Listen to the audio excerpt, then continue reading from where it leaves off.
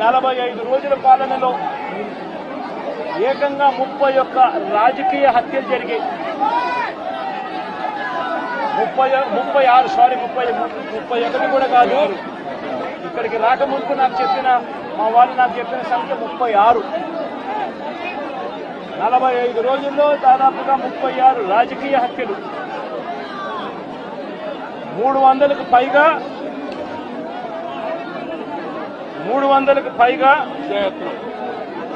హత్యాయత్నాలు, 300కు పైగా హత్యాయత్నాలు. తెలుగుదేశం పార్టీ వాళ్ళ వేధింపులు భరించలేక 35 మంది ఆత్మహత్యలు చేసుకున్న పరిస్థితులు రాష్ట్రంలో ఉన్నాయి. 560 చోట్ల ప్రైవేట్ ఆస్తులను ధ్వంసం చేశారు. ఇంట్లో చొరబడుతున్నారు, ఆస్తులను ధ్వంసం చేస్తా ఉన్నారు, షాపులను కాల్చేస్తా ఉన్నారు. వైఎస్ఆర్సీపీ సానుభూతి పరుల చీనీ చెట్లను నరికేస్తా ఉన్నారు. ఇటువంటి ప్రైవేట్ ఆస్తులు 560 చోట్ల ప్రైవేట్ ఆస్తులను ధ్వంసం చేశారు.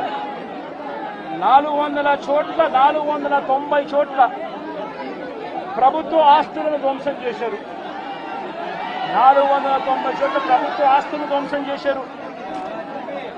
ఇవి కాక 1000కి పైగా దౌర్జన్యాలు, దాడులు. 1000కి పైగా దౌర్జన్యాలు, దాడులు.